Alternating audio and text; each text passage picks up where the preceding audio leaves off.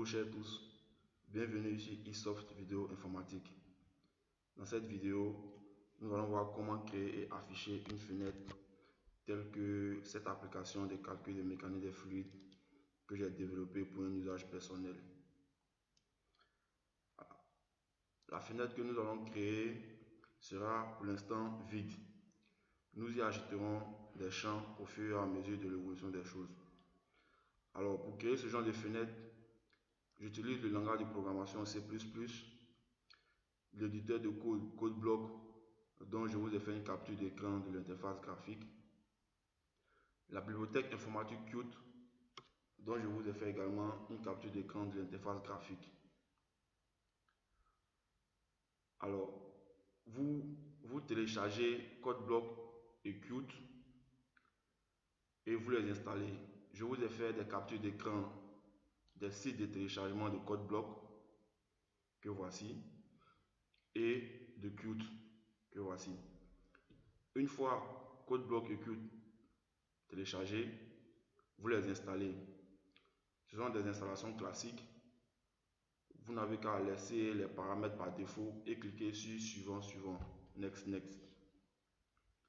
Une fois CodeBlock et Qt installés, je vous invite à aller dans le menu démarrer, sur tous les programmes, cherchez Qt où Qt est. Voilà justement. Quand vous cliquez sur Qt, le dossier qui s'ouvre, il y a un sous-dossier Tools. Dans ce sous-dossier Tools, vous allez voir Qt Assistant. Vous cliquez dessus. Voilà, au fait, c'est la documentation de la bibliothèque.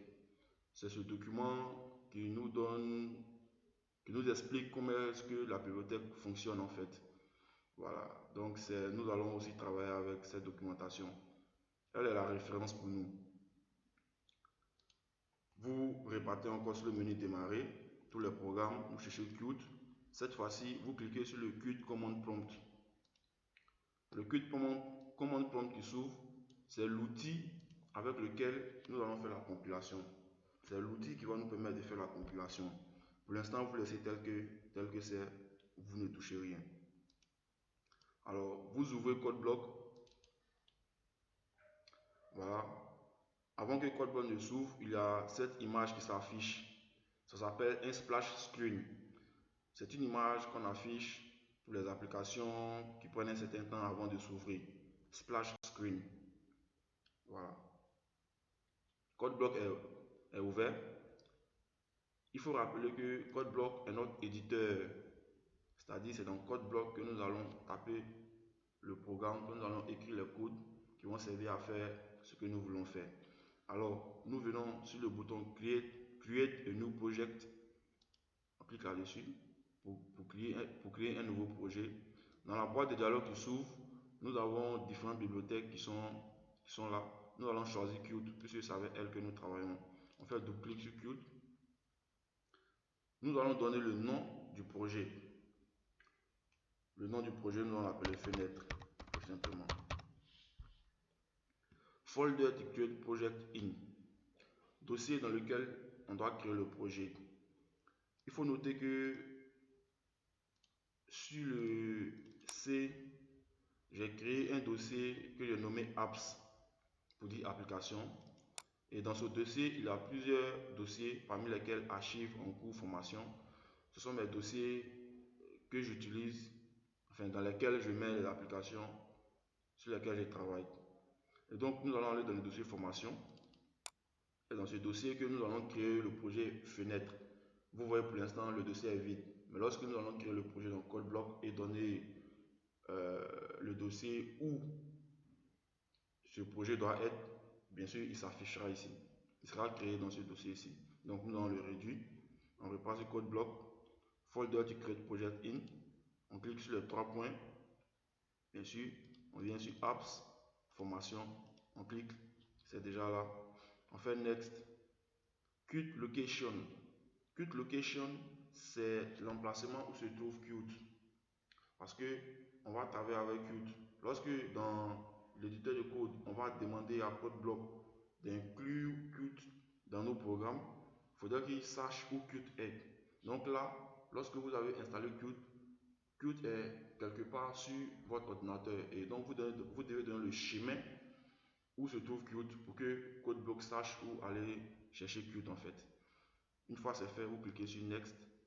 Voilà, vous laissez les paramètres par défaut et vous cliquez sur Finish. Quand vous allez cliquer sur Finish, vous allez voir que le dossier va se créer ici. Dans le dossier formation, nous allons voir un dossier fenêtre.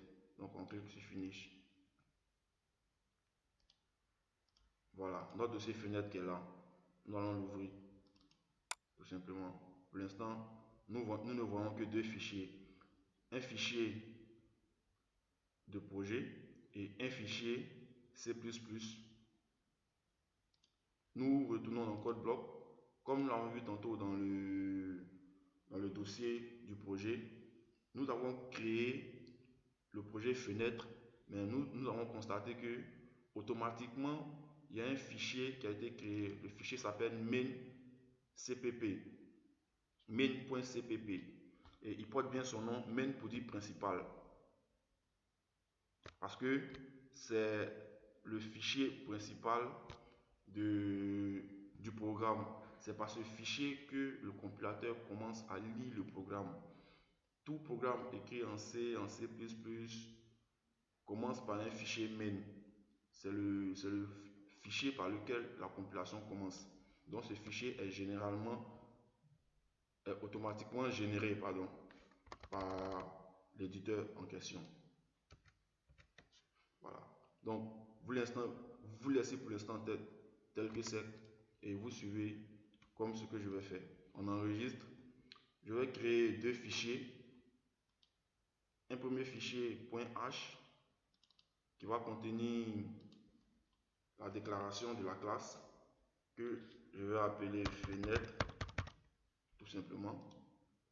Il fait enregistrer. All. Finish. Également, je vais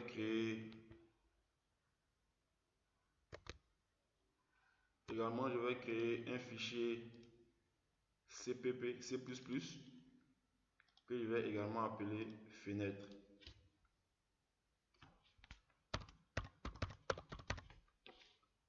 Voilà, il fait enregistrer. Finish. Voilà. Lorsque nous allons dans le dossier du projet, nous voyons que les deux fichiers que nous avons créés ont bel et bien été créés ici dans le dossier. Et donc nous retenons nos code bloc pour commencer à taper le code. Mais avant tout, nous enregistrons d'abord. Dans le fichier fenêtre.h, nous allons taper le code suivant: dièse include Qt.geo. Après quoi, nous allons faire la déclaration des classes. Ce qu'on appelle la déclaration des classes. Nous allons déclarer la classe. Notre classe va s'appeler fenêtre. Classe fenêtre public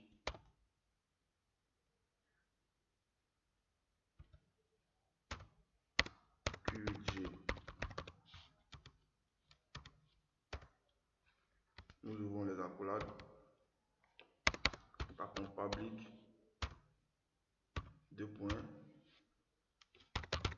fenêtre. C'est le constructeur. Pour l'instant, vous ne faites comme ce que je vous demande, faites comme ce que vous voyez. Après, nous allons passer aux explications. On va enregistrer le fichier .h. Dans le fichier .cpp, nous allons faire dièse include fenêtre.h fenêtre fenêtre. On ouvre les accolades. On enregistre également le fichier. Dans le fichier main.cpp, nous allons maintenant écrire le code qu'il faut. Donc on va faire dièse include fenêtre.h. Int main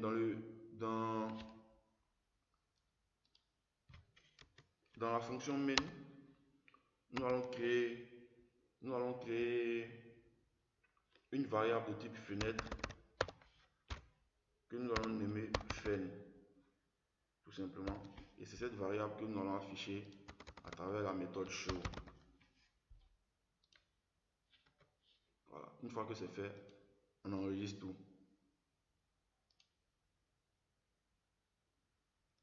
Voilà. Maintenant, je vous invite à aller dans le Qt Command Prompt. Comme vous voyez, dans le Qt Command Prompt, il y a par défaut le chemin où Qt est sur l'ordinateur. Quand vous avez installé Qt, c'est installé à un emplacement bien précis. Par défaut, il y a ce chemin-là. Et vu que ce n'est pas dans ce dossier que nous créons l'application, que nous créons le projet, nous allons sortir de ce dossier par défaut pour aller dans le dossier en fait où se trouve le projet. Donc, nous allons ouvrir le dossier en question et je vous invite à avoir la même disposition, c'est-à-dire le Qt Command Prompt à gauche et le dossier du projet à droite pour que vous puissiez voir simultanément ce qui va se passer. Et donc, pour sortir du dossier, nous retournons dans le Qt Command Prompt. Pour sortir du dossier par défaut, on va faire change directory deux points, ça veut dire retour en arrière. Donc, nous allons retourner en arrière jusqu'à être sur la racine, c'est-à-dire sur le C. Une fois sur le C, je vais dans mon dossier apps, comme je vous l'ai dit tantôt. C'est le dossier qui est créé qui contient mes applications. Donc, je fais cd apps. Je suis dans le dossier apps. Je fais cd formation. Je suis dans le dossier formation. Je fais cd fenêtre. Je suis dans le dossier fenêtre. Une fois dans le dossier fenêtre, nous allons commencer à taper les 3 commandes de la compilation. C'est dans ce dossier que nous devons taper les 3 commandes de la compilation. Donc, nous allons commencer par la première qui n'est rien d'autre que qmake espace-project. Avant de valider, avant de taper sur entrée, regardez à droite de votre écran, s'il vous plaît, dans le dossier du projet. Nous avons pour l'instant 4 fichiers. Mais lorsque nous allons valider le qmake-project, un fichier .pro va se créer. C'est ce fichier .pro qui contient les informations nécessaires à la compilation. Donc nous allons dans le Qt Command Prompt et nous tapons sur entrée. Simultanément, vous regardez à droite s'il vous plaît. Voilà, le fichier .pro a été créé. Nous allons taper la deuxième commande, qui n'est rien d'autre que qmake. Lorsque nous allons valider, 2 dossiers vont être créés dans le dossier fenêtre. Et en plus, nous aurons 3 autres fichiers qui seront créés. Suivez bien. On valide en tapant sur entrée. Voilà. Nous avons le dossier debug, le dossier release et les 3 autres fichiers makefile, makefile.debug, makefile.release. Et avant de taper la 3e commande dans le Qt Command Prompt, je vous invite à aller dans le dossier debug. Vous voyez, pour l'instant, il ne contient rien. Voilà. Nous retournons dans le Qt Command Prompt et nous tapons la dernière commande qui n'est rien d'autre que mingw32-make. Et lorsque nous validons, suivez bien à droite, si tout se passe bien, si tout a été correctement fait, il y a des fichiers qui vont être créés dans le dossier debug. Voilà, la compilation est en cours, le compilateur est en train de faire son travail. Voilà, le fichier fenêtre.o a été créé. Nous patientons. Voilà, le fichier main.o a été créé et nous avons le fichier exécutable du projet en question. Voilà, c'est le .exe, c'est l'exécutable tout simplement. Donc avant d'exécuter, avant de lancer l'exécutable, il faudrait que nous nous rendions dans le dossier debug puisque c'est là-bas qu'il est. Donc nous faisons cd debug, entrée. Nous sommes dans le dossier debug, nous allons exécuter, nous allons lancer le .exe. Nous faisons fenêtre.exe. Voilà. Voici notre fenêtre toute simple qui a été créée. Parce que notre fenêtre toute simple qui a été créée, nous pouvons l'agrandir, nous pouvons la réduire, nous pouvons la redimensionner à souhait, de gauche à droite, de haut en bas, tout simplement. Voilà, c'était ça l'objectif du jour. Si vous avez apprécié, si vous avez aimé, n'hésitez pas à liker, à partager. Également, n'hésitez pas à nous faire savoir ce que vous en pensez dans les commentaires. Merci à vous.